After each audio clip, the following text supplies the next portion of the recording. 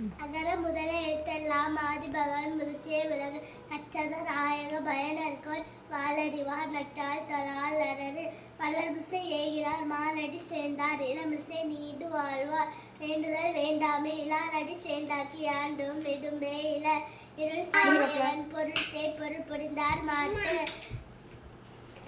பயில் அணிந்தவித்தான் பொய்த்தீர் ஒழுக்க நின்றார் நீடு வாழ்வார் தனக்கோமே இல்லாதான் தாழ் சேர்ந்தார் அல்லால் மனக்கவலை மாற்றல் அரிது அறவாளி அந்தனர்